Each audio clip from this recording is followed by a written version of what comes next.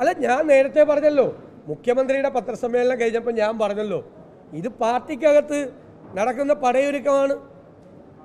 മനസ്സിലായില്ലേ? അതിപ്പോൾ സ്വാഭാവികമായിട്ടും യങ്ങർ ജനറേഷനിൽപ്പെട്ട ആളുകൾക്ക് ഒക്കെ മുഖ്യമന്ത്രി വഴിവിട്ട രീതിയിൽ റിയാസിനെ മെയിൻ സ്ട്രീമിലേക്ക് കൊണ്ടുവരാൻ ശ്രമിക്കുന്നതിനുള്ള എതിർപ്പൊക്കെ കാണും. അതൊക്കെ നാച്ചുറൽ അല്ലേ പാർട്ടികളിലൊക്കെ ഉണ്ടാവുക. അതെല്ലാം കൂടി വന്നാണ്. ഉറപ്പായിട്ടുമുണ്ട്. CPM-ൻ്റെ നേതാക്കൾ ഒരുപാട് പേർ, മനസ്സിലായേ?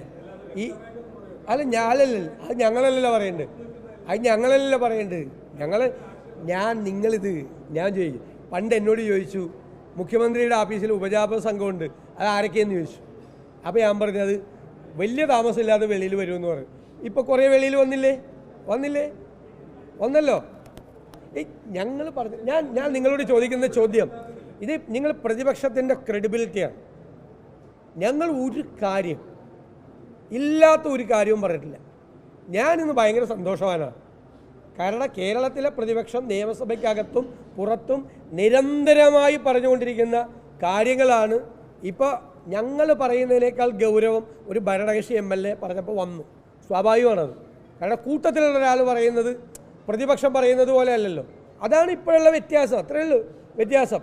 കൂട്ടത്തിലുള്ള ആളുകൾ പറയാൻ തുടങ്ങിയെന്നാണ്. നിങ്ങൾ പാർട്ടിക്കാർ ഇവരുടെ എല്ലാം സോഷ്യൽ മീഡിയ ഹാൻഡിലിൽ വന്നു. പണ്ട് എന്തായിരുന്നു, ഒരു ക്യാപ്സ്യൂൾ കൊടുത്താൽ ആ ക്യാപ്സ്യൂള് എങ്ങനെ പോയിരുന്നത്? ഇപ്പം ക്യാപ്സ്യൂള് പോയ വഴി കാണാനില്ല.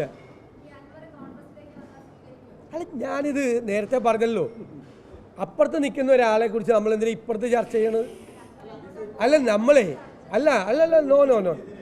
നോ അദ്ദേഹം ഇന്ന് രാവിലെയും പറഞ്ഞത്, ഞാൻ പല പ്രാവശ്യം മറുപടി പറഞ്ഞു, അതേ ചോദ്യം ചോദിക്കുകയാണ്. അദ്ദേഹം LDF പാർലമെൻ്ററി പാർട്ടിയിലാണ്, ഞാൻ LDF-ലാണ് എന്ന് പറയുന്ന ഒരാളെക്കുറിച്ച് ചർച്ച ചെയ്യാൻ വേറെ എന്തെല്ലാം വിഷയം ഞങ്ങൾക്ക് ചർച്ച ചെയ്യാനുണ്ട്. അത് ചർച്ച ചെയ്യേണ്ട ഒരു അവസരം താങ്കൾ ചോദിച്ചപ്പോൾ ഞാൻ പറഞ്ഞു, അത് ചർച്ച ചെയ്യേണ്ട ഒരു അവസരം വരുമ്പോൾ അത് അപ്പം ആലോചിക്കാം.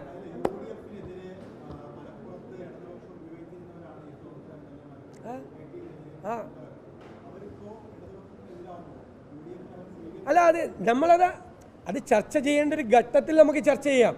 ഇപ്പോൾ മുഖ്യമന്ത്രി പറഞ്ഞു കോൺഗ്രസ് കൾച്ചറാണ്. ആർക്ക് പറഞ്ഞു? മുഖ്യമന്ത്രിയുടെ മന്ത്രിസഭയിൽ ഒരാളിരിക്കണ്ടല്ലോ, സ്പോർട്സ് മന്ത്രി അബ്ദുറഹ്മാൻ. അത് ഏത് കൾച്ചറാ? അത് നാളെ അയക്കിട്ടും കൊടുക്കുമോ ഇതേപോലെ വർത്തമാനം? പിന്നെ മുഖ്യമന്ത്രി പറഞ്ഞെന്ന് ഞാൻ പറയില്ല, ഇൻഡയറക്റ്റായിട്ട് പറഞ്ഞു, സ്വർണം കള്ളക്കടത്തുമായി ബന്ധം ഈ അൻവറിനുണ്ടോ എന്ന് ചോദിച്ചപ്പോൾ നിങ്ങൾക്ക് ഇഷ്ടം പോലെ വ്യാഖ്യാനിക്കാൻ പറയും. ഇപ്പം അൻവർ അതാണ് അദ്ദേഹത്തിൻ്റെ സംശയത്തിൻ്റെ മുനയിൽ നിർത്തി. ഇപ്പോൾ ജില്ലാ സെക്രട്ടറി അദ്ദേഹത്തിന് സ്വർണ്ണക്കള്ളക്കടത്തുമായി ബന്ധമുണ്ട് എന്ന് പറഞ്ഞു. അപ്പോൾ എൻ്റെ ചോദ്യം മുഖ്യമന്ത്രിയോടാണ്, നിങ്ങളുടെ കൂട്ടത്തിൽ ഒരാൾക്ക് സ്വർണ്ണക്കള്ളക്കടത്തുമായി ബന്ധമുണ്ട് എന്ന് നിങ്ങൾ അറിഞ്ഞിട്ട് നിങ്ങളെന്തേ നടപടിയെടുക്കാറുണ്ട് ഇത്ര നാൾ? അയാൾ നിങ്ങൾക്കെതിരായി ശബ്ദിച്ചപ്പോൾ മാത്രമാണോ ഈ സ്വർണ്ണക്കള്ളക്കടത്ത് പുറത്തു വന്ന്?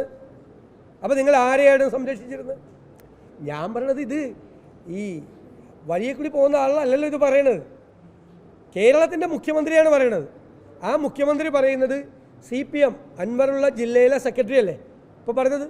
സ്വർണ്ണക്കള്ളക്കടത്തുമായി അദ്ദേഹത്തിന് ബന്ധമുണ്ട് എന്നുള്ള ആരോപണം ശരിവെക്കുന്ന മറുപടിയാണ് പറഞ്ഞത്. അപ്പോൾ പാർട്ടി പറയുകയാണ്, CPM-ൻ്റെ ജില്ലാ സെക്രട്ടറി വഴി കൂടി പോകുന്ന ആളല്ലല്ലോ, CPM-ൻ്റെ ആ ജില്ലാ സെക്രട്ടറി പാർട്ടി പറഞ്ഞിട്ടുള്ള മറുപടിയാണ്, അൻവറിന് സ്വർണ്ണക്കള്ളക്കടത്തുമായി ബന്ധമുണ്ടാകും.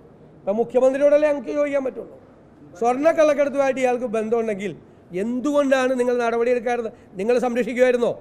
അപ്പോൾ ഇപ്പം നിങ്ങൾക്കെതിരായിട്ട് തിരിഞ്ഞപ്പോഴാണോ ഇയാളുടെ സ്വർണ്ണക്കള്ളക്കടത്ത് നിങ്ങൾ കണ്ടത്? ഇതിനൊക്കെ മറുപടി പറയിക്കും ഞങ്ങൾ. അല്ല, അത് വരട്ടേന്നേ. അത് ഇപ്പോൾ ഒറ്റയ്ക്കല്ലല്ലോ, അതേ LDF-ലല്ലേ.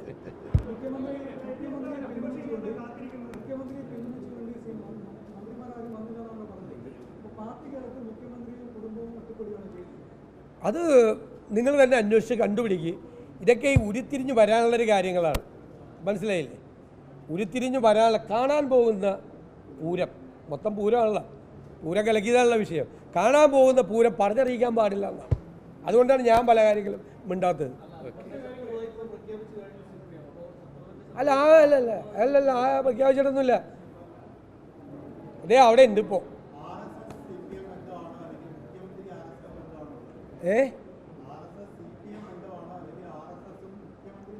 സ്വാഭാവികമായിട്ട് മുഖ്യമന്ത്രി കേരളത്തിലെ CPM-ൻ്റെ മുഖ്യമന്ത്രിയാണ്, പോളിറ്റ് ബ്യൂറോ അംഗമാണ്, അദ്ദേഹത്തിനാണ് ബന്ധം. CPM-ൻ്റെ പല നേതാക്കന്മാർക്കും RSS-ഉമായിട്ട് ബന്ധമുണ്ട്. പിണറായിക്കും മാത്രമുള്ള ബന്ധമല്ല, അവർ കൂടി അറിഞ്ഞുകൊണ്ടാണ്. ഞാൻ നിങ്ങളോട് തെരഞ്ഞെടുപ്പ് കാലത്ത് പറഞ്ഞില്ലേ, EP ജയരാജനും മറ്റേ രാജീവ് ചന്ദ്രശേഖരനും തമ്മിൽ ബിസിനസ് ബന്ധമുണ്ടെന്ന്. രണ്ടുപേരും വന്ന് നിഷേധിച്ചില്ലേ? അത് കഴിഞ്ഞിട്ട് രണ്ടുപേരും സമ്മതിച്ചില്ലേ? പിന്നെ പ്രകാശ് ജാവദേക്കറെ കണ്ട് ഞാനും 5-6 പ്രാവശ്യം കണ്ടിട്ടുണ്ടെന്ന് ആരാ പറഞ്ഞത്? പിണറായി വിജയൻ. RSS നേതാക്കളുമായി മസ്കറ്റ് ഹോട്ടലിൽ ചർച്ച നടത്തിയ ആരാ? പിണറായി വിജയൻ. ശരിയല്ലേ? അപ്പോൾ ഇതെന്താ നടക്കണത്? അതാണ് നടക്കണത്.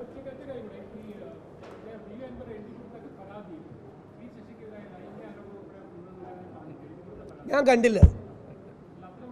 എഴുതി കൊടുത്ത ആരോപണം പുറത്തു വരട്ടെ. അവർ തമ്മിൽ ദേശീയമായിട്ട് മുഖ്യമന്ത്രിയും അവരുടെ MLA തമ്മിൽ എഴുതി കൊടുത്ത മറ്റതൊക്കെ നമ്മൾ പറഞ്ഞു, അദ്ദേഹം പുറത്തു വന്ന് പറഞ്ഞു, അതേ കത്ത് പുറത്തു വിടുമെന്നാണ് പറഞ്ഞത്. കത്ത് പുറത്തു വിട്ടിട്ട് അപ്പം നമുക്ക് പ്രതികരിക്കാമല്ലോ.